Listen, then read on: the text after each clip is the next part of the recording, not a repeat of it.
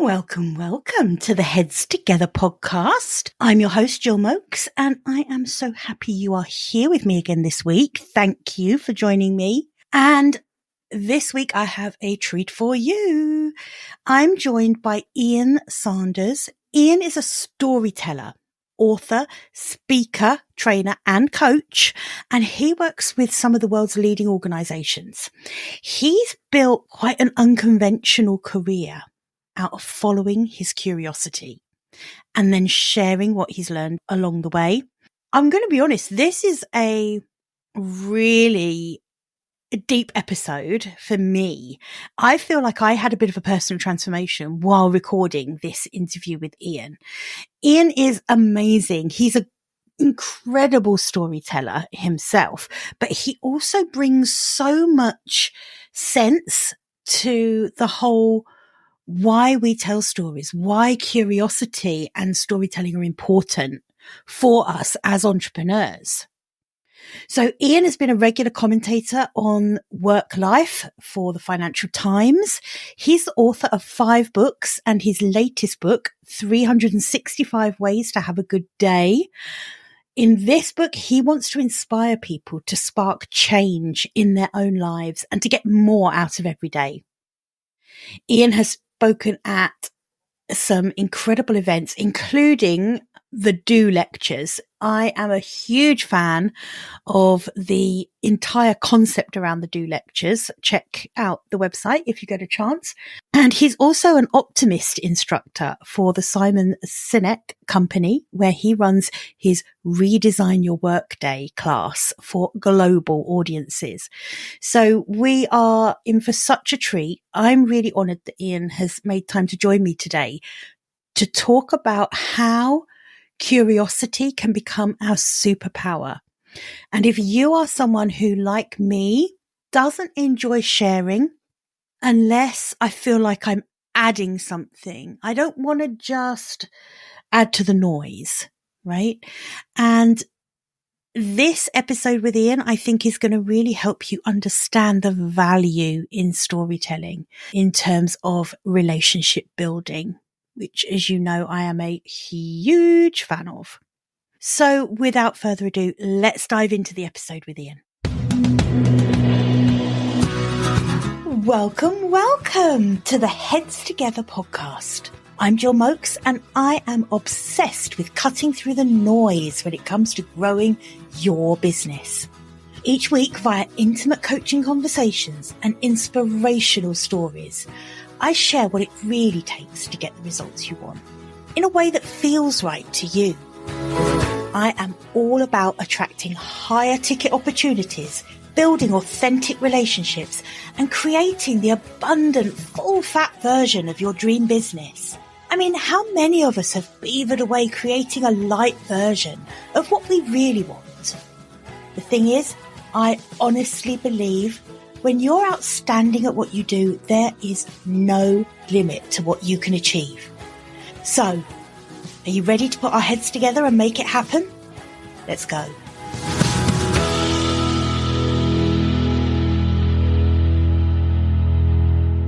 Ian, hi. Thank you so much for joining me. Hey, Jill. Good to be with you on the Heads Together podcast. Great to be here.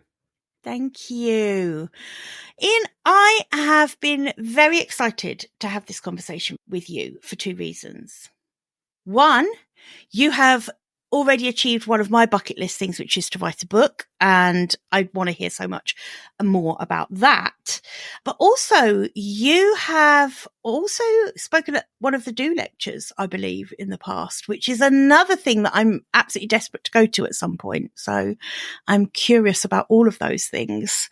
But I wonder, can we kick off by you just introducing yourself and telling the listeners a little bit about who you are and what you do? Yes. Thank you, Jill. You know, it's funny, isn't it? Some of us have careers that are very linear and we have a job title, and others have careers that are kind of adventures that go all over the place and are hard to nail in a LinkedIn kind of biography. And I'm certainly in the latter. I've had a very interesting kind of 30-year career working in organizations. Now I work for myself, have done for 2 decades. And I'm a storyteller, creative consultant, coach, and author. Most of my work is around storytelling, helping the world of business tell stories. But I also run some webinars on redesigning our work day, the small changes we can make every day in order to have a better day at work. So I'm very keen on how we can treat our work lives as kind of a work in progress and often tweak and adapt kind of how we do our work. And that also is the subject of my fifth book, 365 Ways to Have a Good Day, which is all about those little habits and ingredients that we can pay attention to in order to have a better day at work. And yes, I'm being very grateful. I mean, the Do Lectures had been on my radar for a while, Jill, so I was very chuffed in 2015 to get asked to go to Wales and speak at that wonderful event. It was quite a turning point, actually, in my life when I look back on it. So I'm very grateful to that opportunity. Was it? I'm not surprised. I imagine being involved in that would be a turning point for anyone, even as an attendee. But to be asked to go and speak there, I think what an achievement. And I haven't been, I would love to go, but I think David Hyatt puts on a fantastic event from looking at it from the outside for sure. Yeah, it's something very special. Yeah, I can definitely see that. Ian, one of the things that I know that my listeners struggle with a lot is content creation. And I think one of the struggles with that is that it feels to some of us that there are some people who are just master storytellers. I mean, on your website, you have this amazing section of Meet the Storytellers, and you just see people like that and you think, oh God, I'm never going to be able to do that. I'm never going to be able to tell stories that way. And even if I could, I can't even think of what the stories might be that I could be telling, right? So I'm really intrigued. And this was why I'm so happy that you agreed to come on the podcast, because we're going to talk today, aren't we, about curiosity and how that can be a superpower.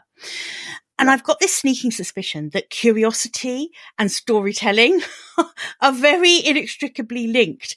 But I would love to just open up with your take, I guess, on where does curiosity fit in with storytelling, and how does it make it easier for us to tell our stories? Well, I love that question, Jill. I love that framing. I don't think I've had it framed in that way before. And you're right. Curiosity is at the heart of storytelling, because curiosity is about paying attention and noticing the world around us. And to your earlier point about your listeners who are thinking about creating content and might be a bit overwhelmed by it, being curious about where their attention goes and the kind of things they're interested in is a good starting point for the kind of content they can create. And I often think that there's incredible potential for all of us in all our work lives, whatever we do, to tell stories about it. And I think it starts with being curious. It starts with paying attention. It starts with noticing. And whether we're an executive in an organization, whether we're running a landscape gardening business, whether we're a life coach, we all have moments in our working life that we can tell stories about. And we can do that on a daily basis. And sometimes those stories might be about how we do our work. You know, if for a lot of us that spend a lot of our working days, you know, in video meetings, well, it's kind of hard. Like, where's the story in that? You can't talk about something, having a confidential meeting with someone, but you could talk about how you like scribbling with your favorite pen and how good stationery is really important to you, or the importance of your first cup of coffee of the day, or you've done yoga in the morning, or your favorite bit of music to get you in a good mood. Or, you know, I love fresh flowers. I got my fresh, well, it's not as fresh as it was, tulip there on the desk. A tulip. All those little glimmers provide story potential, and they might not be stories that are going to change the world. They could be tiny little stories, but they give the outside world a glimpse of who you are and what you stand for. So I think there's incredible potential in those stories. And I mean, we can also tell stories from our lives. Stories love juxtapositions. I'm a great one for putting posts up on Instagram or LinkedIn when I might have a photograph of me now alongside a photograph when I was a teenager. In fact, I put a post up today of a photograph of me from over 30 years ago, illustrating a little post, a little point I wanted to make. You're so right. I love those kind of posts because I think they're doing two things, aren't they? Those kind of posts. They are showing the personal, the behind the scenes. You feel like you're getting a glimpse into something personal. So that's engaging straight away. But there's also a shock factor. There's a shock. And I think that curiosity is we're curious about anything that feels a bit shocking. So seeing someone like 30 years ago and then today, it's like, oh, look at the difference. Or it's like, oh my God, they still look pretty much the same. Either way, there's like, you're going to get like a slight shock piece out of it. And that sparks curiosity. Yes, you're right. And I think, we've all got those photographs, whether they're on a kind of hard drive or whether we got them in a shoebox, if you're my age. And you've got those photographs of us as children or us as teenagers. And just hitting the rewind button and telling a story of who you were when you were growing up and what you wanted to do, and whether that's aligned with who you are now or you've gone a total different direction. It is the starting point. It's a really good platform. It's a really good platform for storytelling. And I think you're so right, Jill, because the curiosity piece, I do a lot of work with leaders in organizations and people running businesses. You kind of go in and meet them and you're kind of like, what's going on here in this department? And they're like, oh, there's nothing interesting here. And it's like, I'm sure it is interesting if you pay attention and you're curious. And I often look at it as a metaphor, like lifting the lid. Like you lift the lid on a company or you lift the lid on a department, and it's like you tell the stories of what happens within. And for those of your listeners who are one-person businesses, they can do the same. You can lift the lid, and you can lift the lid and talk about those things that are important to you. And there's story potential everywhere. I think often it's about being realistic about it. Like I said, you could do a little short post to tell a story. It doesn't always have to be a start, a middle, and an end, and the arc of a story, and some of those things your listeners might be familiar with. Stories can be really effective when they just paint a picture, and they're really small. That can be as powerful as a 1,000-word blog post. How do we get over that feeling of why would anyone be interested in my story? Because I think that comes up a lot. It comes up for me when I'm thinking of sharing something personal. That's when it comes up for me. And yet I also know the power. I had a post that went semi-viral on LinkedIn, which was I posted a picture of my late husband and a little bit of a story around that. It was around his birthday, I think. And that just went really crazy. And it made me realize that people do want to know more about the personal side, that people are curious about the behind the scenes, the person you are. They'd much rather look at and read about those things than about my business coaching offers. But there's still something in me when I go to share a story that's a bit more personal that is, why would anyone care about that? Yeah, really interesting, Jill. I mean, I've got a couple of reflections on that. I think the first one is that when we are vulnerable, as obviously you were in that LinkedIn post, when we are vulnerable, we stand up, not literally, on LinkedIn or on social media, and are really open about the struggles, what we're going through.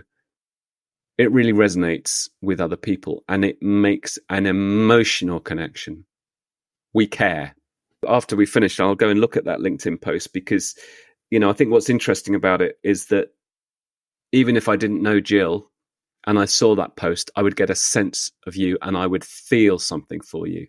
You go beyond being just another name on LinkedIn to we've all got our stories of struggle and adversity. And I speak currently as going through a cancer journey. When I've been open about that recently on social media within, appropriate context, I've got a good connection from other people. And in fact, we spoke at the beginning about the Do Lectures. When I gave my Do Lecture in 2015 and was very vulnerable in talking about mental health, getting lost in my life, well, I didn't kind of cry openly, but my voice cracked with emotion. That created a very strong connection with the audience. So I think there's something when we're courageous enough to be vulnerable, and I think you probably know, the work of Brené Brown, who's been done a lot of work in this area. When we own our story and we rise strong and we say, this is me, warts and all, it's a very powerful human thing. And stories are a great vehicle for that. I think the other point is to be perfectly honest. I think, and I'm probably guilty of this sometimes, I think there's a fine line between good personal storytelling and what's the word? Not narcissistic, but, self-indulgent. And I share a lot. Yeah. I share a lot. And I'll be honest, and your listeners can be the judge of it if they want to check me out on Instagram or LinkedIn. We're all going to. They're there now. They're there now looking. Maybe I do too much. I'm very fortunate that I have a creative partner who's also my wife, who's also a very good sounding board. And she's a great support, but she's a great critic. So I would say that if you've got people listening to this, they experiment with storytelling and they're like, well, they've done quite a bit. What do we think of this? Is it too open? Is it too me? Having Zoe as a sounding board, like we might be going on a dog walk in the morning. Oh, I was going to do a post on this. What do you think? She's a great one for keeping my ego in check. And I think that is the fine line. We've all seen those posts on LinkedIn or Instagram or Facebook when someone said, oh, look at me. And it's a bit of a turnoff. It's something to think about and something to be aware of. But also, you said there's another emotion that sometimes comes up is, why would someone be interested in this? That's another take on this, which I think is that I often say to people, tell the stories that you'd want to read. Tell the stories that you'd want to hear. And I think if there's something in a story that moves you, it's likely it will move other people. That's the wonderful thing. We're all human. We often have similar responses to these things. So I know, sorry, I've kind of mixed up 3 themes there. As you said that, Ian, I don't know why, because I don't think that's the first time I've heard someone say that. But for some reason, that has just hit me like a ton of bricks, you saying that. Tell stories that you want to read. Tell the stories you want to hear. Tell stories about things you're interested in. I don't know why that's just affected me like that, because it really has just made me just pause for a minute and think, I don't really do that. I spend lots of time trying to think of clever angles or how to demonstrate how good a coach I am by shoehorning some kind of story around that. And I think that's why I find storytelling so hard to do. And I love to write. I love writing. But for some reason, I disconnect the two. I love writing for the pleasure of writing. But when it comes to creating content, I think I try and be too clever. I'm trying to be businessy. That's really interesting, isn't it? I think we can try too hard. So sometimes I think when we're creating content or telling stories, we can think, right, what's our strategy? Who's the audience? What's the action we want them to take? And all those things that we know, and pick up any content marketing book or any content marketing guide or storytelling book maybe, and that will be a lot of the advice. Know who the audience is. What do you want them to do as a result of hearing your story or piece of content, and how you're going to reach them? What's the language? Now, I'll be honest, I'm a storytelling expert in inverted commas, but sometimes I throw that out the window and I approach it in a much more human way, Jill, which is, how does it make me feel? Does it move me? Fuck the audience in a good way, not disregarding them, but forget that, because that can be an obstacle. That can kind of stand in our way. Oh, I thought I was going to put this post out, but I can't think, who's the audience and what do I want them to do? But this happened to me today. This is how it made me feel. I want to share this with the world. And let's not get hampered by too much strategy or too many constraints. An old friend of mine, good friend of mine, he's not that old friend of mine, I haven't been known him for that long, but Dan Rubin, who's big on Instagram, gave me some great advice once on social media, because I said, I wonder, do I put too many posts out? And he said, if you're excited about it, share it. So I'm not someone that has a kind of big calendar, content marketing calendar. Oh, what am I going to be posting next Tuesday? I have flurries. I put something on Instagram yesterday, something on Instagram today. Maybe that's too many. You shouldn't put that many on the grid. People will tell me. But I'm just doing it because I feel like it. I feel excited. I've had a thought and I want to share it. And I think I often go with that advice, because when you're in it is a good place to share it, because probably you're going to be more authentic in capturing, you love to write, Jill. If you're in the moment of some experience happened and you write it raw and you send it out raw and full of emotion rather than over polished, I bet often those are the ones that really engage people. Absolutely. We can have this perfectly written, I printed it out and I've rewritten it, edited it, had someone else look at it in the Google Doc, revisions, blah, blah, blah. Or we can put something out there which isn't perhaps grammatically perfect, that is slightly imperfect, but it will engage us. This is so true. So the post that I wrote and posted about Phil, I wrote it on the loo in the morning. Wow. I mean, literally, I agonize. I'm so strategic about content creation, and it's something I teach my clients about content creation. But honestly, I think I've taken it too far. I think I've gone too far and it's put me off.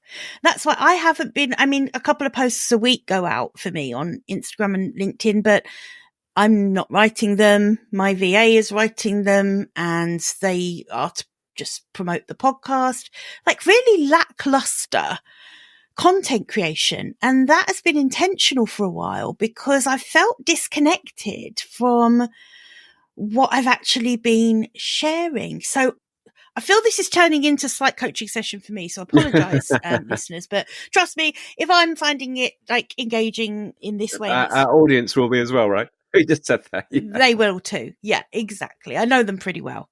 Something else that comes up for me with this is about sustainability and consistency, because consistency for me, I'm much more interested in being consistently good than consistently time-wise, like cadence-wise. Yeah. And so to your point about, you posted something a couple of days in a row, then you might not post something if you don't have anything to say, really resonates with me. How do you see that fitting in terms of the overall quantity of content that you're putting out there? Are you mindful of that, or do you really stick with that? Do you really stick with, you know what? I'm just going to wait until something comes up for me story-wise, then I'm going to share that. That's interesting, isn't it? Well, I do, but I suppose let me be honest. I am also aware of being consistent. But I guess part of the answer to that is I'm pretty prolific.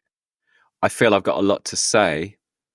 And the context for me having a lot to say at the moment is related to what I'm going through in my life with cancer.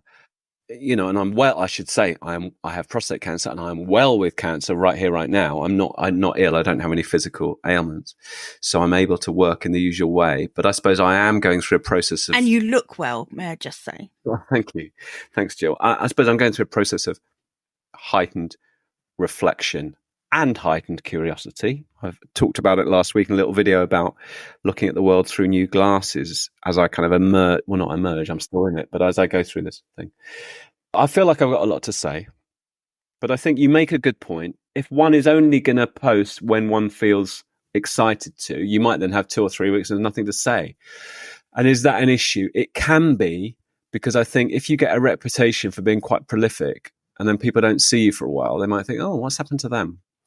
Although I know some people kind of are aware of how some algorithms and some feeds, like, for some reason I haven't been seeing your posts, so you never know what you might have missed. I suppose I would balance my free thinking, do it when you're minded to, with be consistent and prolific. So if you were going to have a gap of a few weeks, my advice would be have a couple stored up in your story bank that you've already got all ready to go, because you probably don't want 2 or 3 weeks with not much to post. So I think you make a good point.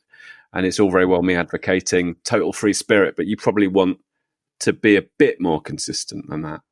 When you are tying up that curiosity with, what's interesting to me at the moment? What's your process of noticing something? You said earlier, like, it's about noticing what's going on around you. It's what's grabbing your attention. What are you curious about? What's your process for getting that and turning that into a story? I'm loving your questions, by the way. These are great. And they're really getting me thinking. I think this is important. I think my driver for being curious is to be curious. End of. It's not, I'm being curious in order to have some outputs and some stories I can tell. I think that's relevant, Jill. It feels like it's relevant because I think I'm not worrying about what's the return on investment on being curious. I'm just fucking being curious. Yeah. So you're detaching a bit from the outcome of being curious. I'm not worried about an outcome. I'm not putting that on it. So, I don't know, when I'm taking the train from Leigh-on-Sea to London, often I like to daydream out the window rather than look down at my phone. I mean, I sometimes might be doing some work, so I need to look down. And, I like that journey I've taken tens and tens of times, hundreds of times, looking out and spotting new things. And I did that last week. And I thought, what are all these buildings by East Dagenham? All these huge black warehouses with no windows. And I looked it up, and it's going to be a huge complex of film studios. And my teenage son, who's doing his A-levels next week, who wants to maybe work in the creative industry, isn't it? That was a conversation we had around the dinner table that night. Oh, I noticed these things. So there wasn't any ROI on that. I thought, well, I'm not going to do a little post on what's happening by East Dagenham, seeing these buildings. It's just about having my eyes open, I suppose. And then I said to a friend of mine who also works in the creative industries, who takes the train 3 days a week, had you seen that development? And he said, oh, no, I'm probably looking down at my phone, not looking out the window. And I'm not judging that. That's how he uses his commute. But I was looking out. And I suppose you asked me about process. And I suppose my process is about being human. My process is about being human just for the love of it. And if there's a great return on investment, then in whatever way, it enriches my day, it brings some joy, then all the bonus. I think in the book, I talk about going on a family holiday, and it was kind of a big holiday. It wasn't a kind of one we do every year, big holiday, a bit of a treat holiday after the pandemic to New York City with my two boys. Fab. And we all love walking around a town or a city. We love walking. So we walked and walked. We're walking, and it was getting around lunchtime. I was kind of leading that at the time. And my wife said, where are we headed? And I said, I don't know where we're headed. Let's come around here. And we were Washington Square down by Greenwich Village. And then I said, oh, let's just walk along here. What's here? Whatever. And we kind of just followed our nose. And I thought, what's that pretty little restaurant over there with bare bulbs hanging outside? Well, that looks interesting. And we just went down this road and found this wonderful restaurant called Buvette, which afterwards I discovered was quite a kind of destination restaurant. And we got a eggs on toast kind of brunch, and we were very lucky they had a table. Now I didn't know it was actually like quite a in demand. There's a Buvette in Paris, there's one in New York. We turned up and said, have we got a table? Oh, you haven't booked? No. And there was, well, you can share a big communal table at the back. There was jazz music playing. Me and my wife had a coffee. We had our eggs. We might have had a cheeky glass of red wine. And I just said to my boys, this is life. It doesn't get better than this. That just sounds bloody fabulous. Wasn't the cheapest place to go and have eggs and coffee, but it was a wonderful experience that I'm remembering all these years later. Kind of gives me goosebumps. And I was talking to a friend of mine who travels a lot for business and goes to North America. And I said, oh, we walked and walked and walked. We did like 12 miles one day. And he said, why don't you just get an Uber to where you wanted to go to? And I thought, we didn't know where we were going. We were wandering. And if you wander, your curiosity will be rewarded. And I think that's the point. I mean, you may raise a good question about process. I think my process is to be curious in order to live a better life. And right now, as I'm living with cancer, that's like more important than ever.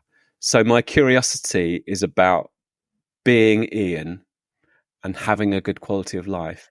If there's a return on investment on that, like we had a wonderful lunch, or I discovered something about the world I didn't know before, or it makes a nice little story, then yeah, that's a bonus. What a lens to look at that through. I bloody love that. Also, in the world of business today, so my listeners are mostly women. They are probably all entrepreneurs. There's a lot of coaches, a lot of consultants, people who are hung out their own shingle, to use the US phrase. They are building their own businesses. I think we get a bit drowned in the noise of the guru teachings around content creation and do this. And I've been guilty of this myself, of hearing teachings, thinking that makes sense, and therefore I'll teach that to my clients. But what I'm finding is recently, more and more, I'm just absolutely prioritizing relationships over algorithms. And as I do that, that return on investment with the content, because for a long time I was skeptical about the storytelling in content creation, because my business coach hat would say, yeah, okay, so you're telling stories and people are listening, but is that really equating into money in the bank? Is that equating into paying clients, paying you for whatever you do? Or are you just telling great stories and getting followers? Because those are two really different things. And I've recently come full circle on that, back to actually, if we can detach ourselves from the monetary ROI and have it be a relationship ROI. So a relationship building is the ROI. The money in the bank is way more likely to take care of itself. You have more people experiencing who you really are.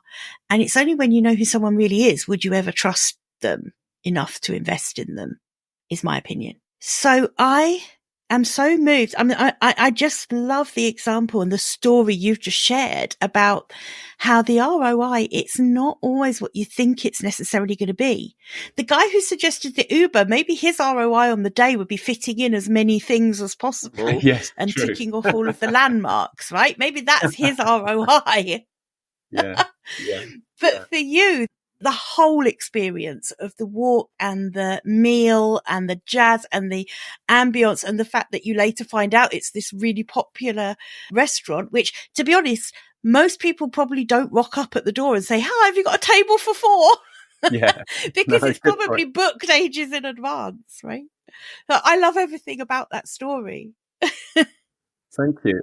Yeah, I was just thinking actually that, I mean, we had another version of that just a couple of weeks ago at the end of the Easter holidays when I took the boys to Dalston. We were going for coffee, then we're going to walk down by the canal there in East London. And, we saw across the street, a street that we've walked down, not tons and tons of times, probably 8 or 9 times, a kind of fence. And what's behind there? And I just thought, what's there? And it was this wonderful urban garden called the Dalston Curve Community Garden. Amazing garden on the site of a disused railway sidings. And it was so wonderful, full of colour and flowers and amazing.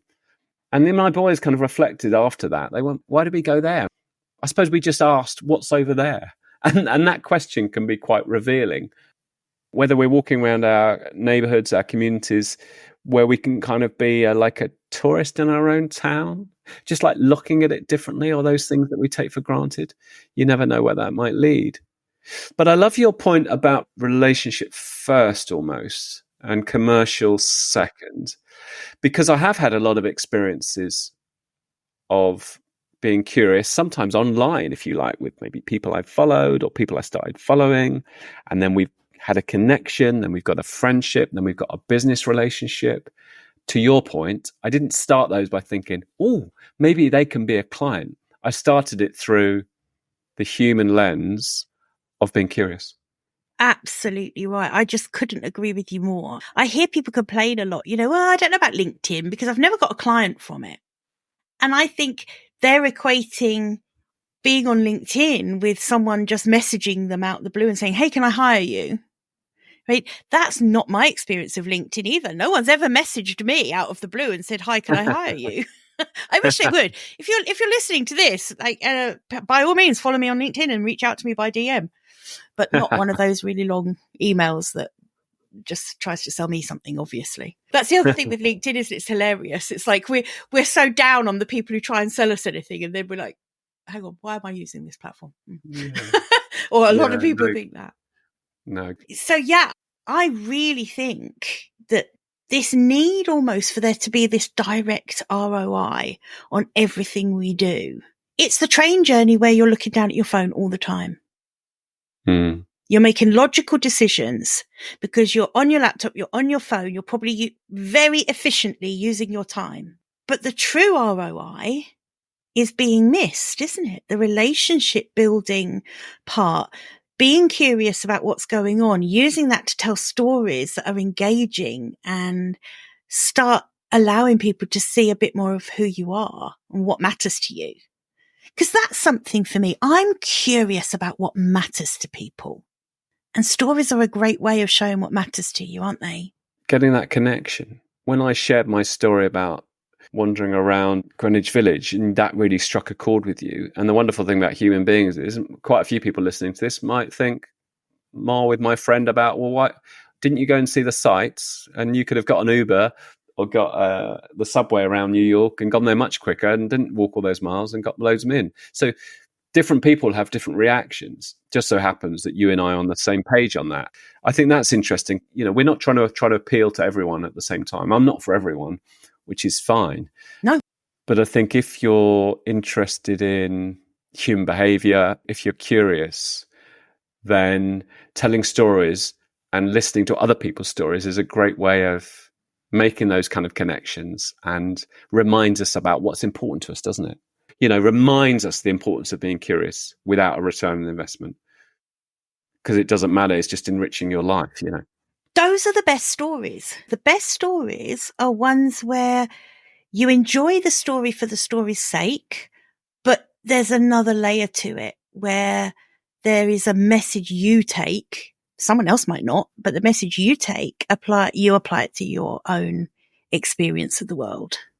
Those are definitely the best stories. Yeah, and I think going back to your thinking about, you know, content marketing and your entrepreneur listeners who are thinking about how they can tell stories that are also going to help their business. I think when we can take meaning from our story, you tell a story on holiday in New York, you wandered and found this wonderful restaurant. You know, that's a story about walking around with your eyes open. It's a story about being curious. It's a story about when you wander, you know, your curiosity will be rewarded. So you kind of tell the story and then you tell the meaning from it. And I think that's a nice device. That's a nice thing for people to think about when they're experimenting with telling stories, is you tell a story about who you were or who you are or who you are now, or the difference between who you were as a teenager, who you are now. And then you take meaning from the story.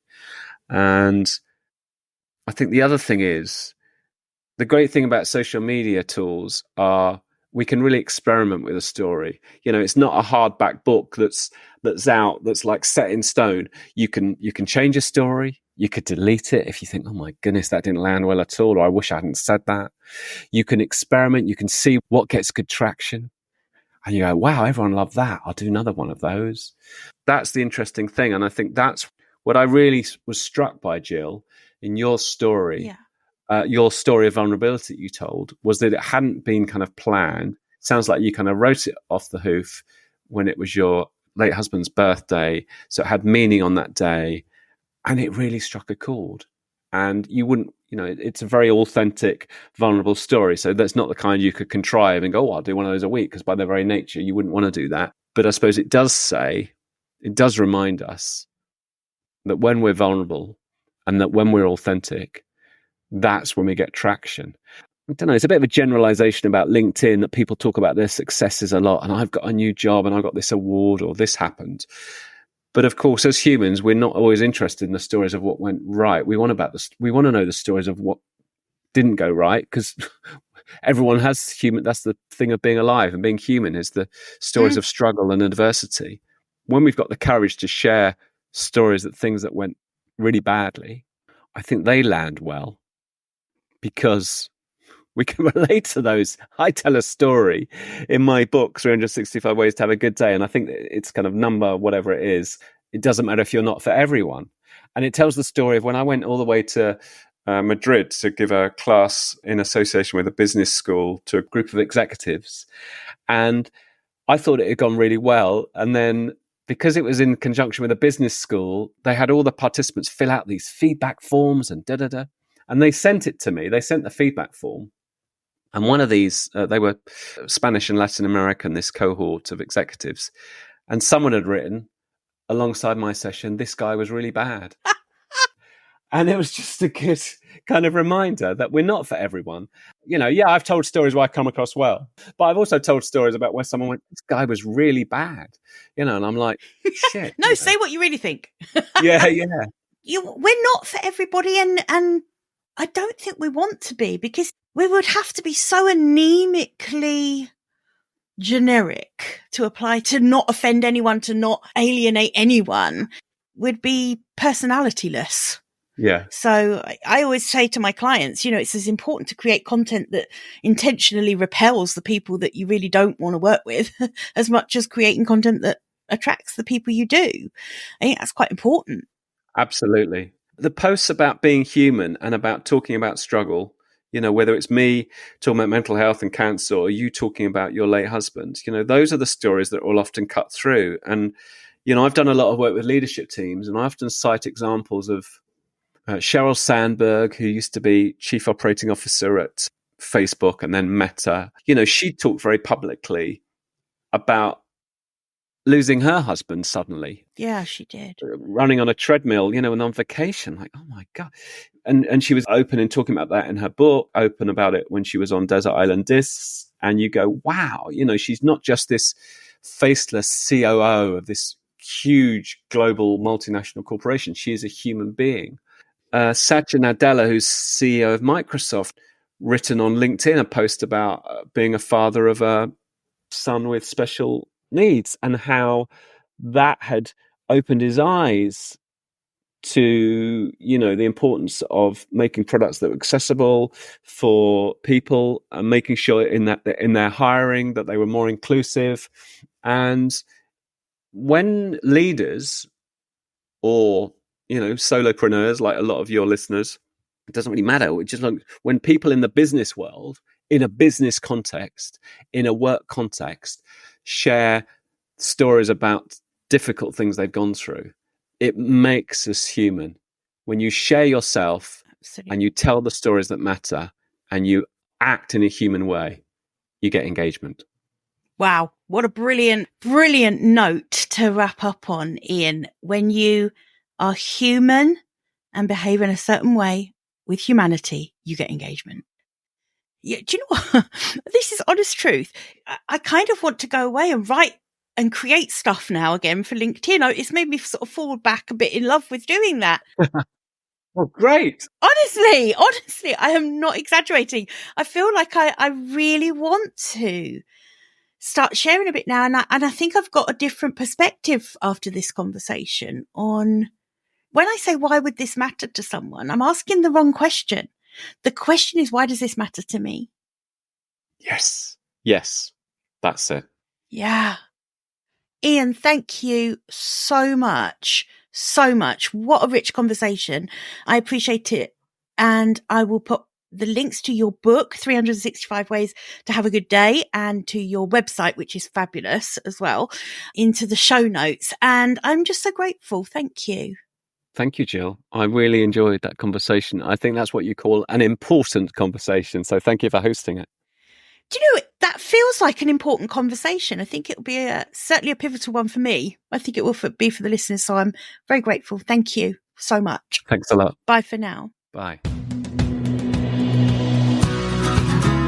I hope you enjoyed this episode and that getting our heads together this week has filled your mind with what's possible.